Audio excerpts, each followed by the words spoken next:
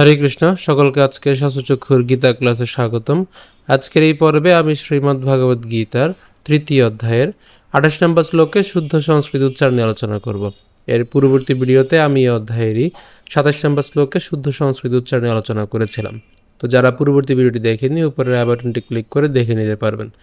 তো এখনও পর্যন্ত আপনারা যারা আমাদের এই শাস্ত্রচক্ষু চ্যানেলটিকে সাবস্ক্রাইব করেননি, কৃপা করে আমাদের এই শাস্ত্রচক্ষু চ্যানেলটিকে সাবস্ক্রাইব করবেন।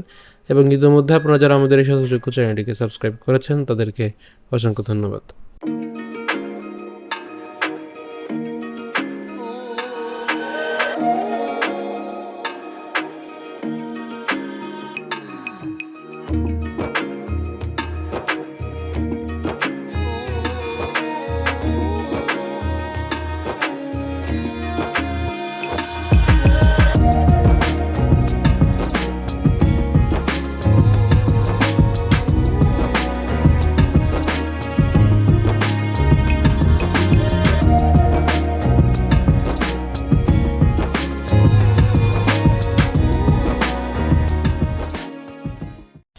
আজকের শ্লোকটি হল তত্ত্ববিত্তু মহাবাহ গুণকর্ম বিভাগয় গুণাগুণেষু বর্তন্তে ইতি মত্ত্বা ন সজ্জতে।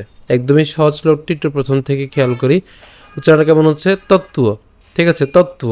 এখানে আমাদের কি আছে? ত এর সাথে ত আছে। তা আমরা উচ্চারণটা করার সময় আমরা এভাবে উচ্চারণ করতে পারি তৎ, এবং বাকি যে ত আছে এবং নিচে যে অন্তস্তব আছে, নিচের অন্তস্তবটা আমরা জানি, অন্তস্তব থাকলে এটা উচ্চারণটা উয়োর মতো হবে। তো একসাথে উচ্চারণ করলে তুয়ো, আমরা এভাবে লিখতে পারি তত্ত্বুয়। ঠিক আছে, তত্ত্ব। এটা উচ্চারণ সুবিধার জন্য বলেছে, কিন্তু সাধারণত এভাবে হয় না। সাধারণত একে যদি আমরা ভাঙি, তৎ, ত হসন্ত এবং তার সাথে হচ্ছে উয় হয়। তো এই যে এইভাবে করে ভাঙলে আমাদের উচ্চারণটা আরও বেশি অসুবিধাজনক হয়ে পড়ে, যার কারণে আমি আপনাদের উচ্চারণের সুবিধার জন্য এভাবে লিখে দিলাম। ঠিক আছে, উচ্চারণটা কেমন হচ্ছে? তত্ত্বুয়।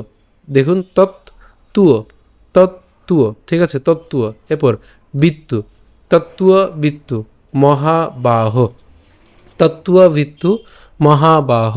এরপর গুণকর্ম, রেফটা কয়ের সাথে উচ্চারিত হবে, তাহলে কর্ম, গুণকর্ম বিভাগয়, গুণকর্ম বিভাগয় গুণাগুণেষু, গুণাগুণেষু বর্তন্তে। এখানে খেয়াল করি, রেফটাকে যদি উচ্চারণ করি বর, বাকি অংশ থাকে তন, বাকিটা থাকবে তে, তাহলে বরতন্তে। তো আমরা এই তন্তেটা একসাথে উচ্চারণ করতে পারি বরতন্তে। ঠিক আছে, বরতন্তে, তাহলে বরতন্তে ইতি মত্তুয়া। একই রকম ওই যে এখানে অন্তস্তব আছে, যার কারণে উ মত উচ্চারণ হবে। একে যদি আমরা ভাঙি তাহলে মত, এবং বাকি থাকবে হচ্ছে কি উয়া। ঠিক আছে, মত্তুয়া, মত্তুয়া, ইতি মত্তুয়া ন সজ্জতে। এই জায়গাতে ভাঙতে গেলে ন সজ্জ, এবং বাকি থাকবে হচ্ছে যতে। ঠিক আছে, ন সজ্জতে। তাহলে আমি যদি আরেকবার বলি, তত্ত্ববিত্তু মহাবাহ গুণকর্ম বিভাগয় গুণাগুণেষু বর্তন্তে ইতি মত্ত্বা ন সজ্জতে। ঠিক আছে, আশা করি আপনারা বুঝতে পেরেছেন। আমি আরেকবার বলছি, তত্ত্ববিত্তু মহাবাহ গুণকর্ম বিভাগয় গুণাগুণেষু বর্তন্তে ইতি মত্ত্বা ন সজ্জতে। অনুবাদ: হে মহাবাহ, তত্ত্বজ্ঞ ব্যক্তি ভগবত ভক্তিমুখী কর্ম ও সকাম কর্মের পার্থক্য ভালোভাবে অবগত হয়ে কখনো ইন্দ্রিয় সুখ ভোগাত্মক কার্যে প্রবৃত্ত হন না। তা আপনাদের সুবিধার জন্য শ্লোকটি ভেঙে দিয়েছি, একটু খেয়াল করুন আবার প্রথম থেকে। উচ্চারণটা কেমন হচ্ছে? তত্ত্ব।